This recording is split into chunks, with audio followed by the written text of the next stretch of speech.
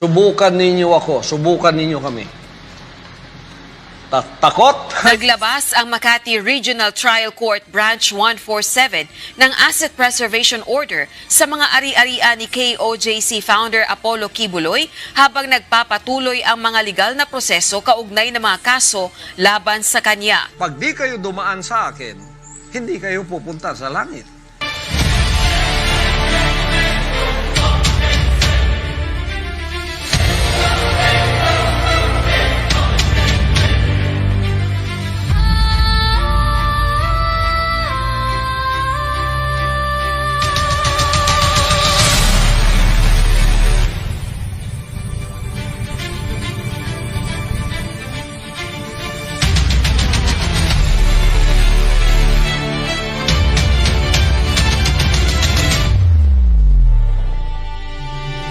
Di kayo dumaan sa akin, hindi kayo pupunta sa langit.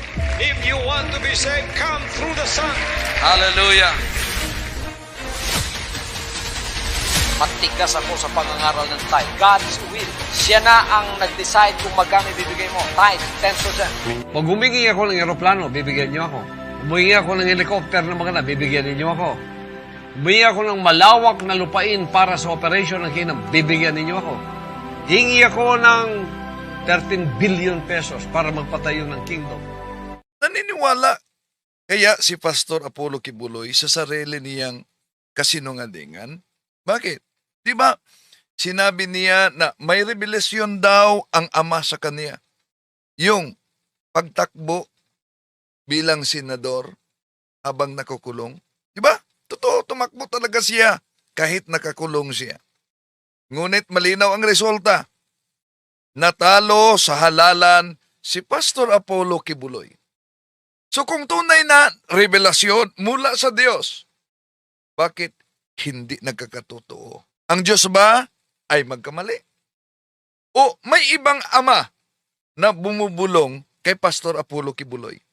Ang Diyos ng katotohanan ay hindi magbibigay ng huwad na pangitain. Napakalinaw mula ito sa hindi tunay na Diyos. Tatalakayin natin, samahan ninyo ako.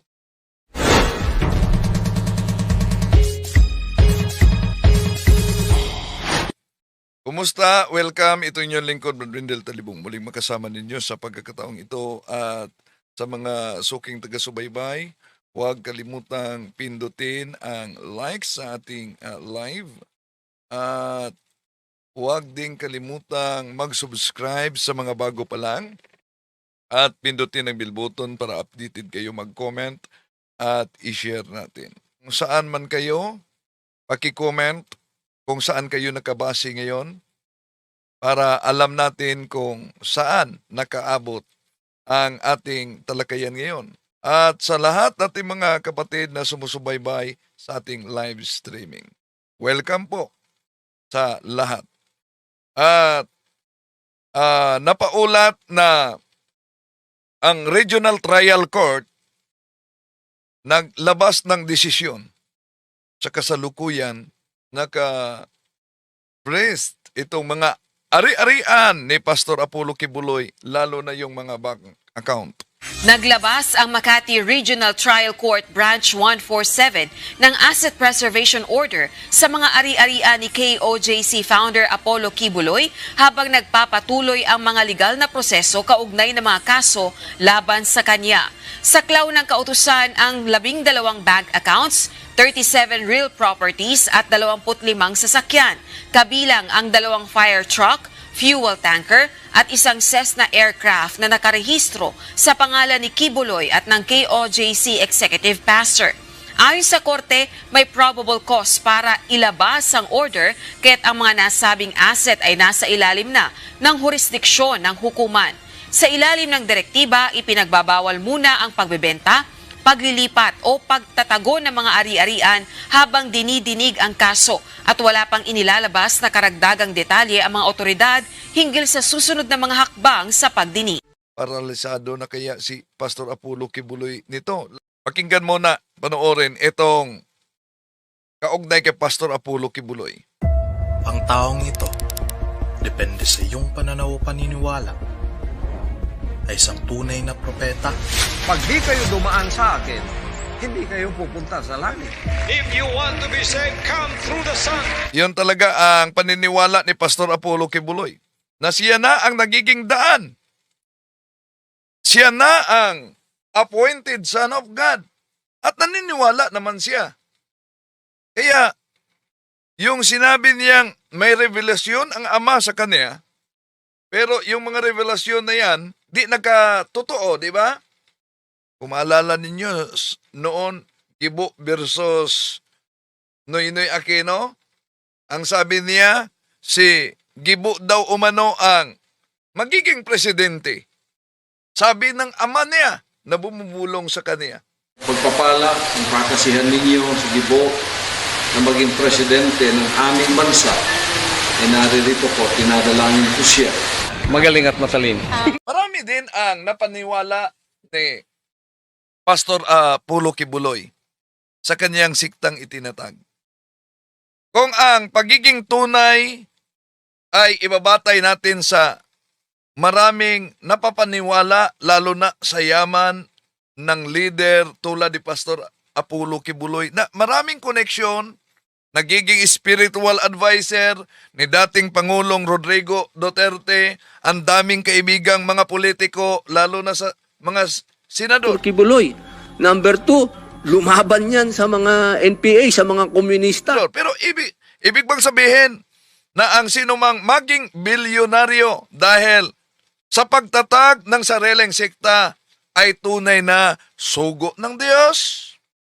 Marami kahit sa Amerika na may impluensya. Napakayaman, bilyonaryo din. Pero hindi yan ang batayan para magiging tunay, mga kapatid. Dahil sa pagtatag ni Pastor Apollo Kibuloy sa kanyang sariling grupo, naging bilyonaryo talaga si Pastor Apollo Kibuloy. No? Ngunit, ang kayamanan, ang dami ng mga tagasunod, hindi yan ang sukatan para magiging tunay na. Hallelujah! O isang negosyanteng ginagamit ang pangalan ng Diyos para kumita? Matigdas ako sa pangangaral ng tithe. God's will. Siya na ang nag-decide kung magkano ibibigay mo. Tithe, 10%. I mean, your watch could probably feed 100 families for a month. Hindi po talaga yung totoong pastor. Are you perfectly obedient? Or I will kill you if you will not obey me. You're a very successful con man. But what can you do? Apollo C. Kibuloy, isang pastor na naging kilala dahil sa pagiging matalik na kaibigan ni dating Presidente Duterte. Naging kilala rin siya dahil sa kanyang mga sinasabing siya ang appointed Son of God. Ginawa lang niya akong hinirang niyang anak sapagkat tapat ako sa kanyang mga salita. Yan, naniniwala talaga siya sa kanyang sariling kasinungalingan. They can come to the Father, they go through me. Oh. So imagine na yung pahayag ng ating Panginoon Jesucristo ay ginamit niya sa kanyang sarili. So marami din siyang mga napapaniwala. Pero hindi yan patunay kung maraming napapaniwala sa kanya ay nasa katotohanan na ang siktang itinatag ni Pastor Apollo Kibuloy. Dahil makita natin bakit lumago at nagiging bilyonaryo si Pastor Apollo Kibuloy. Dahil yan sa kombinasyon ng kanyang karisma. Yung organisadong pangangaral, yung paggamit ng kanyang media at social media, at yung emosyonal na pang-akit. Pero tandaan natin, maging ang ating Panginoon Jesucristo, may babala na maraming lilitaw na magdala sa kanyang pangalan at maraming malilingla. Ayon sa San Mateo Kapitulo 24, versikulo 5 at ipatuloy sa 24 din. Kaya malinaw na ang dami, na yung dami ng tagasunod, yung pagiging bilyonaryo, hindi yan garantiya na siya'y tunay na. Tuloy natin. Free human beings. Wala nga yung katotohanan. Ako ang daan at ang buhay. Pag di kayo dumaan sa akin, hindi kayo pupunta sa langit. At ginawa nga itong katawa-tawa ng publiko. Pinakakalaban ni Kaano. Feeling ko si Kiboloy. Yung nagpainto ng lindol. Nandito din si Kibuloy na kuy-koy. Di ko may pagkakaila na ganito rin ang imahe na nakatatak sa utak ko kapag sinasabing Kibuloy. Hanggang sa napanood ko ang balitang ito. Muling nagkita ang matalik na magkaibigan na sina Pastor Apollo C. Kibuloy at dating Pangulong Rodrigo Duterte, Matalik talaga sila na magkaibigan. kung saan sabay silang nag-motorbike. Hindi naman ako nagulat. At pinagmalaki pa ni Pastor Apollo Kibuloy na sa kanyang mga kaso, tinutulungan umano siya ni Mayor Duterte, sabi niya, sa mga kaso na kinaharap niya noon. Na magkita magkasama sila dahil magkaibigan naman tong dalawang to. Alam mo kung saan ako mas nagulat? Dito. Oo, dito. Sa sasakyang ito. Sobrang ganda at mukhang mamahalin kaya agad yung tiningnan kung magkano nga ba ito.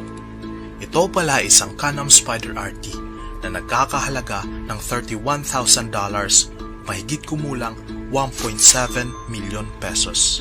At doon ko nalaman na ang sasakyang ito ay isa lamang sa mga luhong sasakyan ni Kibuloy na milyon-milyon ang halaga. Meron pa siyang mga private jet at ang isa ay nagkakalaga ng 900 million pesos. Bell 429 private helicopter, 350 million pesos. Mercedes-Benz G-Class, 16.5 million. So, lahat ng ari-arian niya at bank accounts ay naka-freeze ito. Pesos. At maliban sa mga maluhong sasakyan na ito, meron din siyang mga ari-arian na bilyon-bilyon ng halaga. Katulad ng Kingdom, isang indoor arena na mas malaki pa sa Philippine Arena. At kung matatapos ang proyektong ito ng pinakamalaking indoor arena sa buong mundo. Tinatayang 13 billion pesos ang budget sa Grabe, ano? proyektong ito. At saan galing ang pera maliban sa kaniyang mga kaanib, yung sinabing solicitation. May grupo sila na yung iba ay sinabing magkunwaring mga pipi. Oh. At yung iba naman ay sasakay sa bus na magbinta ng ilang mga at magkunwaring mga estudyante. Mayong Prayer Mountain, isang pasyalan na malaparaisong lugar na may 8 ektaryang lapad. Tinatayang 2 billion pesos ang halaga nito. Glory Mountain, isa ding pasyalan na may sukat na 25 hektaryas. Tinatayang 1.5 billion pesos ang halaga nito. Sunshine Media Network International o Ito ang kaniyang TV network. Seminay, isang TV station. So, ang Iglesia ni Manalo, meron din. Kay Kibuloy, meron din. Kay Eliseo Soriano, meron din. Yun ang kanilang modern pulpit para ang mga inosente ay matangay sa mga sikta na sumulbo ngayon sa ating panahon. Na may estimated net worth na 250 million pesos. At bukod sa marami siyang kilalang politiko, ay namimigay din siya ng mga ari-arian, mga sasakyan, at nagpapahiram din siya ng mga private jets and helicopter sa mga politiko. Yun ang dahilan kung bakit ang dami niyang matalik na mga kaibigang politiko, lalo na sa Senado. Kibuloy ang nagpahiram po ng eroplano at helicopter kay Duterte noong panahon ng kampanya. At ayon sa isang report, si Kibuloy ay may estimated net worth na $160 million o mahigit kumulang 8 billion pesos. At sinasabi niyong ang taong ito ay isang pastor at hindi negosyante? Ngunit saan? Saan nga ba nanggagaling ang kanyang mga yaman? Ito ang katanungan sa aking isipan. At doon ako nagsimulang tuklasin kung ano nga ba ang katotohanan. Kingdom of Jesus Christ, ang simbahan na itinayo ni Pastor Apollo Kibuloy noong 1985. Nagsimula siyang mangaral sa 15 tao at ngayon meron na siyang humigit kumulang 7 milyong miyembro. Simple lang 7 milyong miyembro. At sabi ni Pastor Kibuloy, umabot na umano yan sa 8 milyon na miyembro. Pero sa pagkandidato niya, tingnan natin ha. Ilan ba ang nakuha ni Pastor na boto? Tingnan natin kung ilan. Tingnan natin ha. Ilan ba ang kabuuang nakuha ni Pastor Apollo Kibuloy na boto sa pagiging senador niya? So sa pagiging senador ni Pastor Apollo Kibuloy noong Mayo 15, meron siyang nakuhang boto na 5,667,438. So kung totoo yung sinabi ni Pastor Apollo Kibuloy na meron siyang 8 milyon na kaanib sa sektang tinatag niya, ang Kingdom of Jesus Christ. Kung totoo na sinabi niyang 8 million daw ang mga kaanib niya, bakit 5 million lang ang nakuha niya? More than sa kaniyang pagtakbo bilang senador noon. Tuloy natin. ang paniniwala ng simbahang ito. Sinasabi ni Kibuloy na siya ang pinili ng Diyos at siya lang ang susi at daan para makupunta sa langit. Pag di kayo dumaan sa akin, hindi kayo pupunta sa langit. Sino ba naman ang Ako, delikado. Paano tayo dadaan sa kanya na nasa kulungan na siya at naka-freeze na ngayon ang kanyang mga ari-arian? Tayo mapunta sa langit, di ba? Ngunit paano? Simple lang, kailangan mo lang sundin ang 3 misyon ng simbahan. Una, ang spiritual revolution.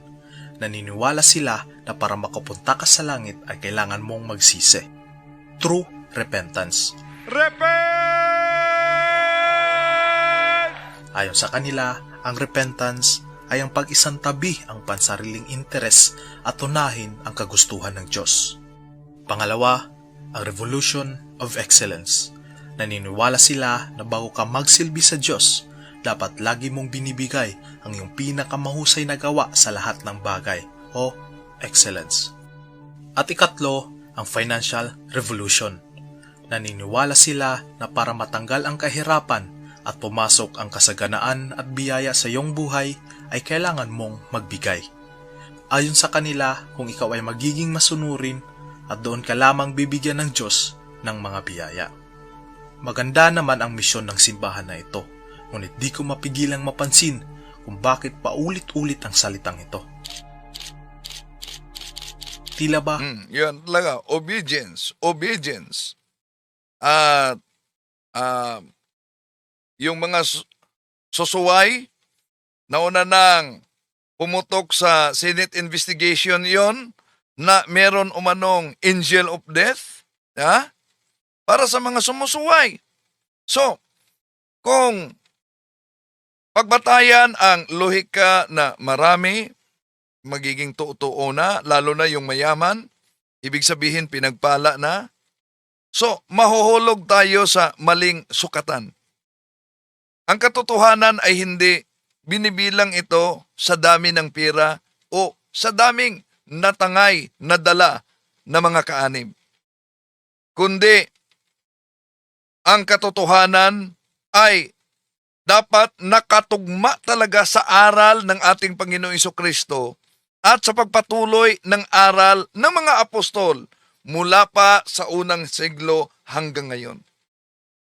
So, ang tanong ngayon, handa ba tayong gawing sukatan ang kayamanan at dami o ang tapat na pagsunod sa orihinal na ebanghelyo sa tunay na iglesia na hindi tatag lamang ng tao? Okay, tuloy natin. pilit na itinatatak sa utak ng mga tagapaniwala ang salitang ito. Are you perfect in obedience? O I will kill you if you will not obey me. At kung isa ka ng ganap na follower at disipulo ni Kibuloy, dito na papasok ang kanyang pagkita ng pera. Karaniwan sa mga simbahan ay umaasa lamang sa mga donasyon ng mga miyembro nito at kadalasan walang minimum kung ilan ang gusto mong ibigay. Ngunit ang simbahan ni Kibuloy ay sumusunod sa isang sistema ng donasyon na tinatawag na tithing. Ang konsepto ng tithing ay simple lang. Ang donasyon na ibibigay mo ay dapat sa Hindi lang tithing, kundi yung panlilimos ng mga miyembro. Meron silang grupo kahit saan, di ba? Sa mga bus station, kahit doon sa Baguio, patungo kami ng Lawag. Meron ding mga miyembro si Kibuloy sa bus. 10% ng iyong kinikita. That is the tithes. Matigas ako sa pangangaral ng tithes. Hindi ka lang magbigay ng yung tithes, magnanakaw ka na. Pagkatapos magbigay ka ng tithes, huwag mo na baguhin yon because that is already God's will. Siya na ang nag-decide kung magkano ibibigay mo. Tithes, 10%. Kung ikaw naman ay may magandang trabaho, ay bibigyan ka ng financial quota o fixed donation na itong halaga na ito ang kailangan mong ibigay. I have given right away a financial quota, like just right away. When I get back, I just baptize and then they're giving me like $2,000 $4. Isa ring paraan para may maiambag ang isang miyembro ay maging isang ganap na full-time spiritual worker. Ang spiritual worker ay ang mga taong nasa loob ng simbahan na nagtratrabaho para sa kanya. At so tuwing matatapos ang isang event, kinukumbinsi ang ibang miyembro na maging full-time spiritual worker ni Kibuloy. Kadalasan, mga teenager na miyembro ang kanilang kinukumbinsi. May mga minor de edad pa. Sinasabihan sila na baka ito na raw ang kanilang great calling. Towards the end of the events, there's encouraging Dating kaanib ito kay Pastor Apollo Kibuloy. a message that whoever want to join and become a full-time worker, it's going to be a great calling. This is the best calling of your life because you're going to be serving the best which is the Lord Jesus Christ. Mga manggagawa sa Espiritu. Yung manggagawa, yun ang tatanggap ng reward. Ang reward ay buhay na walang hanggan. Kaya huwag kayong... Sino bang hindi gusto sa buhay na walang hanggan? Pero dapat mag-ingat talaga mga kapatid dahil kung madaya tayo sa pananampalataya, nanganganib ang ating kaluluwa. Imagine, daming mga siktang na itatag ngayon. Meron kay Eliseo Soriano, dami ding mga natangay at naniniwalang ang kay Eliseo Soriano totoo. Dami ding nadala sa Iglesia ni Kristong Tatag ni Felix Manalo. Marami ding napaniwala na ang Tatag ni Felix Manalo totoo. Si Kristo'y tao, hindi Diyos. Si Felix Manalo'y anghel. Dito naman si Pastor Apollo Kibuloy ay appointed son of God. So, napansin nyo ba? Napansin nyo ba? Sa Davao, may nag-claim ito si Pastor Apollo Kibuloy, appointed son of God. Merong God the Holy Spirit. Diyan sa Surigao. God the Holy Spirit. PBMA. Meron ding PBCM. God the Father. Imagine, itong God the Son, God the Holy Spirit, God the Father, taga-Pilipinas. Pero puro huwad. At daming nadala nila. Tuloy natin. Manatiling new convert. Huwag kayong manatiling disciple. Huwag kayong manatiling member. Kailangan maging worker kayo in the Spirit. Yung worker in the Spirit, kasama na yon yung hihingi ng donation, yung parang mamamasko, yung iba'y nagbibinta ng mga pagkain. Ka-worker in the spirit na kayo, anak na kayong tunay ng Diyos na pwedeng pagkatiwalaan din. Hallelujah. At kung ikaw ay sanang ganap na full-time spiritual worker, isa sa iyong mga trabaho ay ipapadala ka sa iba't ibang lugar para maglibot at manghingi ng donasyon. So I can tell you how we get a lot of money. Number one, pretend that you are a student. You are a student, you are self-supporting student, and you are doing this for your study, to continue your study. You don't have parents, you don't have family, and yet you are surviving as a student. So they will give you a big chunk of money because they feel terrible.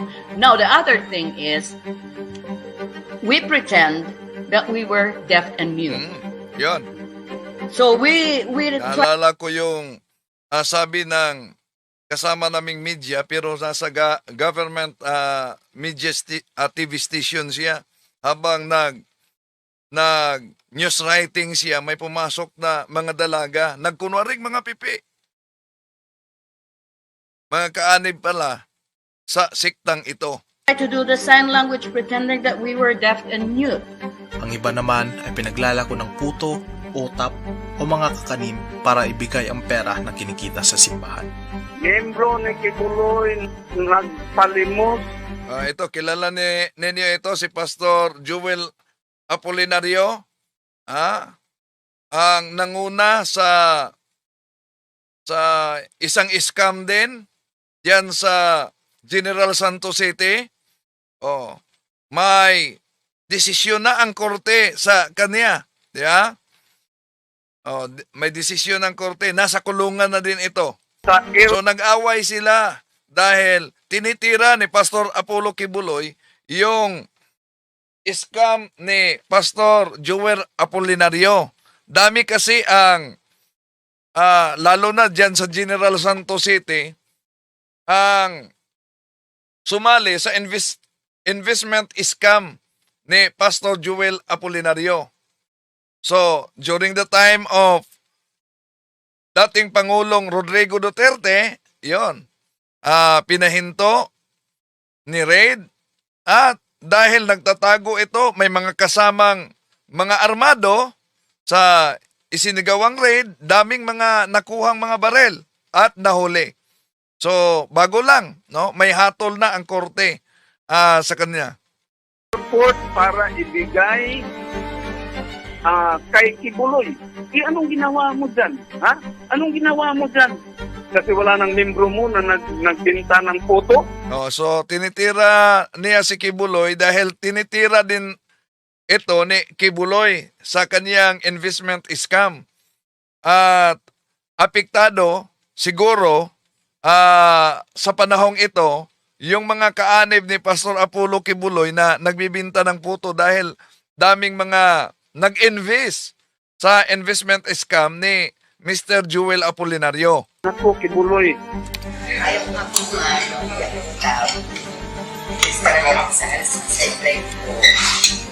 Ang lalaking ito ay pumapasok sa mga fast food chain para magbenta ng otap. At ayon sa kanya, siya daw ay isang self-supporting student.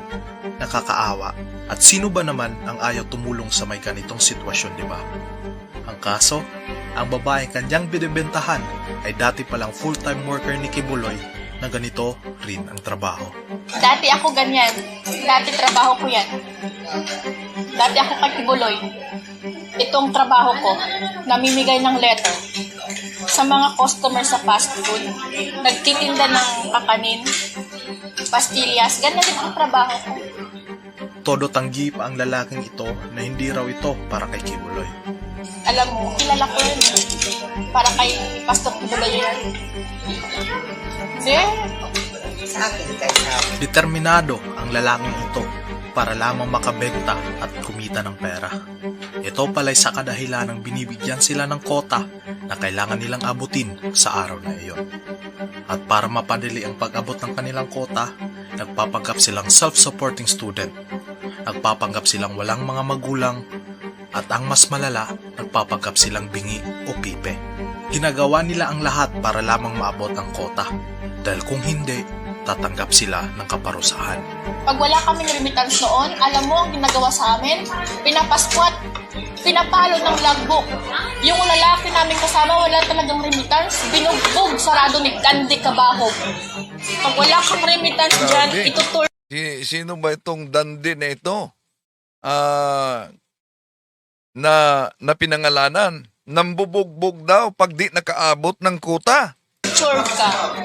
Grabe, tila ba kinukondisyon ang mga utak ng mga miyembro nila na kailangan palagi silang magbigay ng pera para lamang sila ay makapunta sa langit. Gagawin ng lahat, magsinungaling man, manloko ng ibang tao para lamang may maibigay sa simbahan.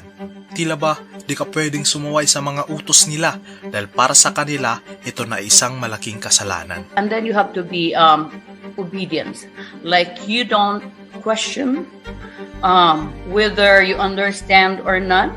You don't question. It's called for absolute obedience. Imaginin mo, 7 milyon ang naniniwala sa kanya at ganitong sistema ang kanilang ginagamit para Totoo kaya na umabot dahil sa eleksyon, sabi ni Kibuloy, nakaabot daw umano'y ang kanyang kaanib na 8 milyon. Pero kung 8 milyon ang kaanib ni Pastor Apollo Kibuloy, bakit sa eleksyon meron lang 5.6 million ang nagboto sa kanya? At itong 5,667,438 na bumuboto sa kanya, hindi lang ito kaanib ni Pastor Apollo Kibuloy. Siguro, meron ding mga kaanib sa Iglesia ni Kristong kahit hindi nakarga si Pastor Apollo Kibuloy, pero dahil nagiging kasama niya si Senador Rodante Marcoleta sa tarpaulin, baka doon na meron ding mga kaanib sa INC na bumoboto dito. Kahit nga yung ilang mga CFD, sabi nila, dahil sa kanilang dedikasyon kay Tatay Digong daw, pinipili talaga nila si Pastor Apollo Kibuloy. Kapera. Ilang milyong kaya ang kinikita ng simbahang ito taon-taon. Kaya di na nakakagulat makakita ng mga ganitong gusali na pagmamayari ng simbahang ito. Ang mga gusaling ito ay nakapangalan lahat sa simbahan. At kung isa kang miyembro ng Kingdom of Jesus Christ ay talagang nakaka-proud na makita kung saan napupunta ang iyong donasyon at ang iyong pinaghihirapang pera. Dahil nga sabi ni Kibuloy, ngon ang kamong bisan pa ang inyong nahatag 10 pesos lang, usapos mga tagiya dere. So, sa mga di nakaunawa, Cebuano kasi yon, kahit 10 pesos lang umano ang inyong ibinibigay sa kanya, nagiging isa kayo sa may-ari diyan. ang problema, saan nga ba napupunta ang milyong-milyong kinikita ng mga negosyong ito?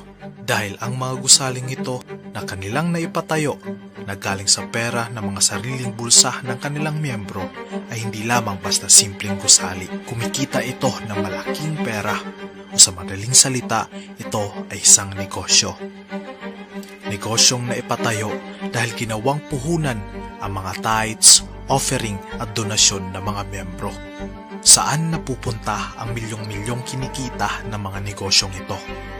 Nakakatanggap ba ng kahit piso man lang ang mga miyembrong nagpuhunan sa mga negosyong ito?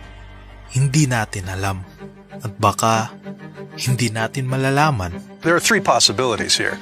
You are either the son of God, or you're delusional, or you're a very successful con man. Kung ano man ang estado niya ngayon, ito'y dahil sa mga paghihirap ng kanyang binulag na mga miyembro. This may be the most beautiful spot in the Philippines, and it's paid for by people who live on $2 a day. So how do you justify your lifestyle? I mean, your watch could probably feed 100 families for a month. If this is not God's will for me to have these things I have, you can take it away. It is God's will that we follow. If it is God's will for us to live like this, you know, you can have a broken heart looking at me, but what can you do? Grabe. Naisip ko, kailan kaya ito matitigil? hanggang sa ng bultong-bultong pera at pamimilit sa mga miyembro na manghingi ng donasyon na kunwari mapupunta sa mga charity, ngunit ito pala'y para sa mga proyekto ng simbahan at para sa magarbo at maluhong pamumuhay ni Kibuloy. Inaasahang pupunta ngayong taon sa Amerika si Kibuloy para harapin ang patong-patong na kaso na nakasampa sa kanya. At kung isa kang miyembro sa simbahan ni Kibuloy na nanonood nito, wala akong intensyon na insultuhin ang iyong pagkatao, ang iyong paniniwala at ang iyong pananampalataya. Sa totoo lang, naniniwala ako na ang pananampalataya at paniniwala ay isang makapangyarihang bagay. Kaya nitong magbigay ng lakas ng loob, magbigay ng pag-asa, at kaya din itong pagkaisahin ang mga tao para gumawa ng mga mabubuting bagay. Ngunit ang pananampalataya at paniniwala ng isang tao ay maaring pagsamantalahan ng mga taong sakim at uhaw sa kayamanan. Pag humingi ako ng eroplano, bibigyan niyo ako. Humingi ako ng helicopter na maganda, bibigyan niyo ako. Humingi ako ng malawak na lupain para sa operasyon ng Kingdom, bibigyan niyo ako. Hingi ako ng 13 billion pesos para magpatayo ng Kingdom. At kung isa kang miyembro o nagbabalak maging miyembro ng simbahang ito, gusto ko lang buksan mo ang iyong isipan at tanungin mo ang iyong sarili. Totoo nga ba siyang propeta o isa lamang hamak na negosyante na ginagamit ang pangalan ng Diyos para kumita? Kaya sa patong-patong at mga mabibigat na kasong kinahaharap ni Pastor Apollo Kibuloy ngayon, na nagpakilalang appointed son of God daw siya. You want to be saved, come through the Son. Hallelujah! Na siya ang daan at ang katotohanan. Hindi kayo dumaan sa akin, hindi kayo pupunta sa langit. Marami namang mga natangay na mga miyembro. Ngunit, patay sa lumabas na Senate investigation, marami ding mga nagsasabing miyembrong nagdurusa kapag hindi nakaabot sa kuta. Pag wala kaming remittance noon, alam mo ang ginagawa sa amin? Pinapaskwat, pinapalo ng logbook. Yung lalaki namin kasama, wala talagang remittance. Binugbog, sarado ni Dandy Kabahog. Pag wala kang remittance dyan, ito torture ka. Kaya ang mahalagang tanong, sa Diyos ba talaga si Pastor Apollo Kibuloy o sa demonyo? Mahalaga itong pag-isipang mabuti. Sa mga nadala sa siktang itinatag ni Pastor Apollo Kibuloy. Sapagkat napaka-peligro, napaka-panganib talaga ang madaya sa pananampalataya. Dahil pag madaya tayo sa pananampalataya, siguradong nanganganib pati ang ating